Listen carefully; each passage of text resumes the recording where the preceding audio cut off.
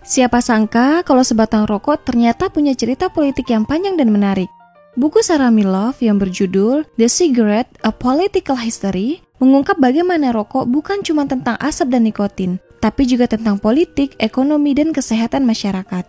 Buku ini bercerita tentang bagaimana rokok yang dulu cuma dianggap barang konsumsi biasa jadi pusat konflik besar antara kepentingan bisnis dan kesehatan publik.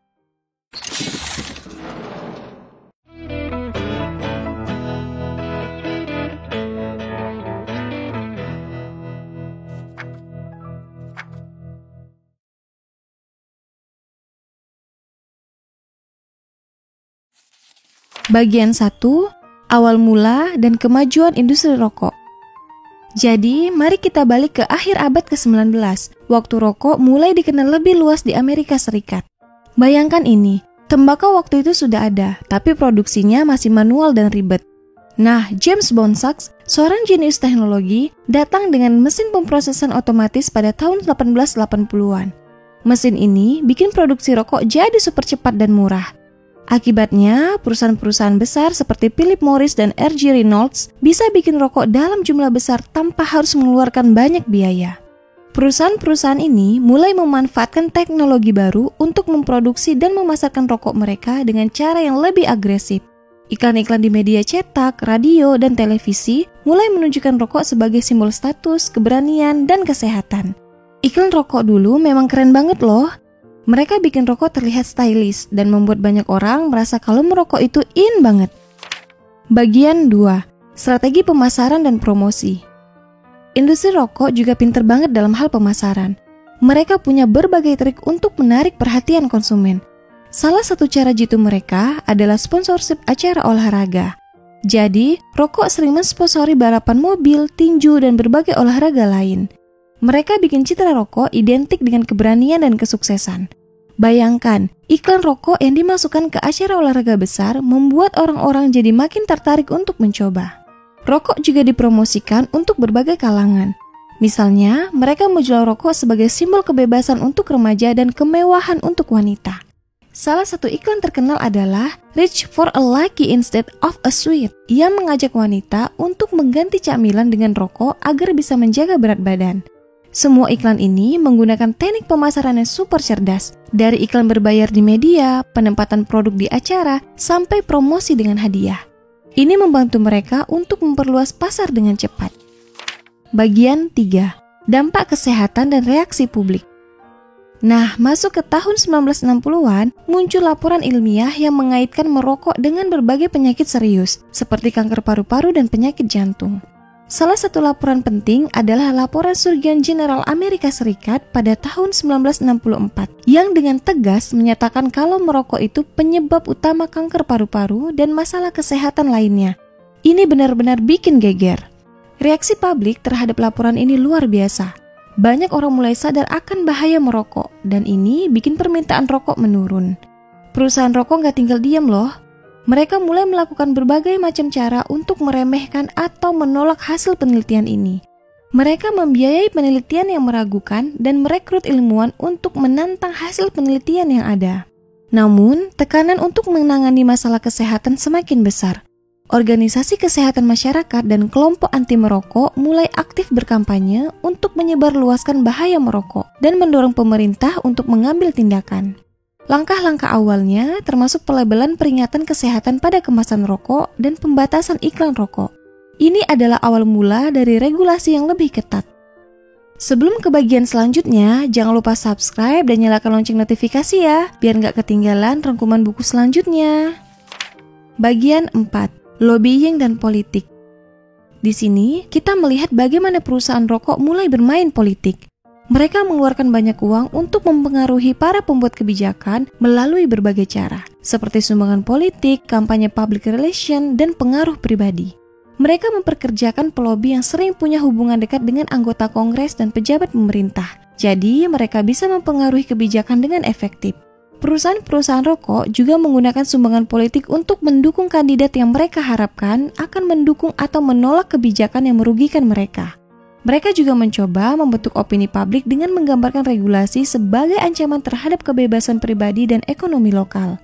Kadang-kadang mereka bahkan menggugat hukum untuk melawan kebijakan yang dianggap merugikan bisnis mereka. Bagian 5. Regulasi dan perubahan kebijakan.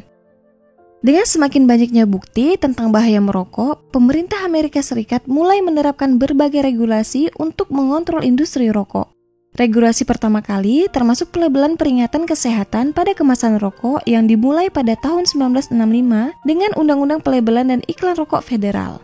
Undang-undang ini juga mewajibkan kemasan rokok untuk menampilkan peringatan kesehatan tentang risiko merokok. Di tahun 1970-an, pemerintah mulai membatasi iklan rokok di media, termasuk melarang iklan di televisi dan radio. Tujuannya untuk mengurangi paparan iklan rokok kepada publik, terutama anak-anak dan remaja. Regulasi ini juga mencakup pembatasan merokok di tempat umum dan tempat kerja, serta larangan penjualan rokok kepada remaja. Perusahaan rokok harus beradaptasi dengan regulasi baru ini dan menghadapi biaya tambahan untuk mematuhinya. Mereka mulai berinvestasi dalam produk tembakau alternatif dan teknologi baru, seperti rokok elektrik, untuk mencoba mengatasi dampak regulasi yang ketat. Mereka memasarkan produk alternatif ini dengan klaim bahwa mereka lebih aman daripada rokok biasa, meskipun banyak dari klaim ini masih dipertanyakan.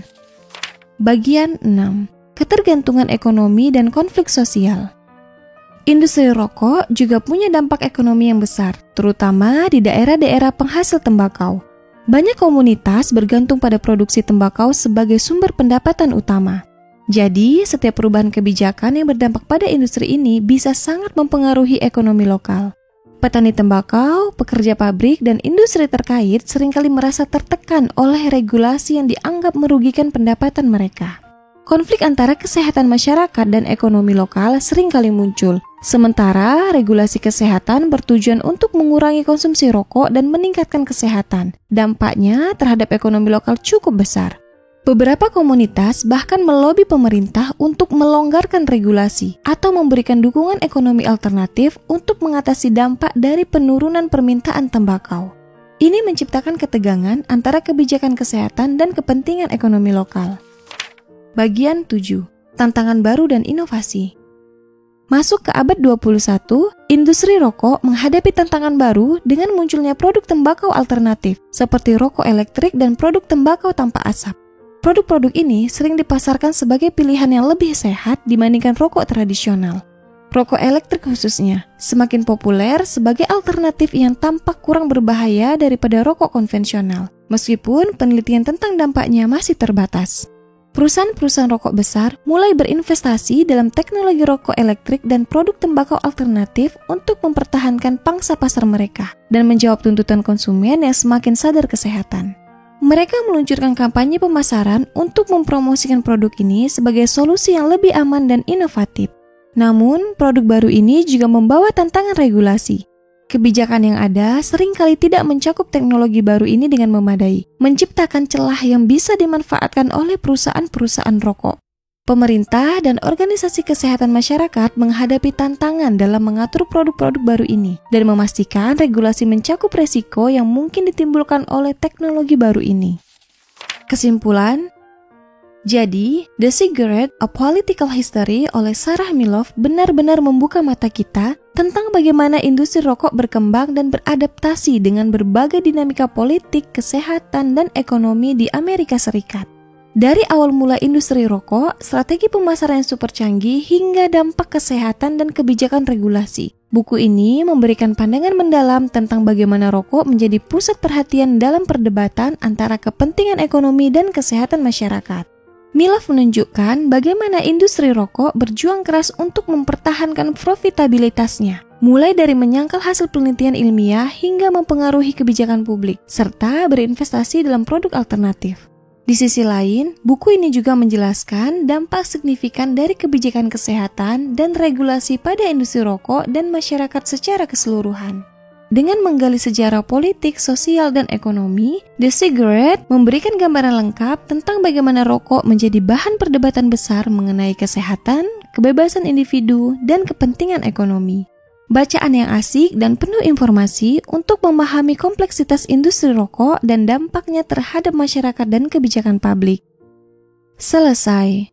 Jadi, gimana menurutmu? Ternyata sebatang rokok punya cerita politik yang rumit banget ya. Dari sejarah awal industri rokok, strategi pemasaran yang jitu, hingga konflik antara kesehatan dan ekonomi. Semua itu bikin kita lebih paham bagaimana rokok bisa menjadi pusat perdebatan yang besar. Kalau kamu suka rangkuman buku yang seru dan mendalam kayak gini, jangan lupa untuk subscribe channel Buka Buku Yuk ya.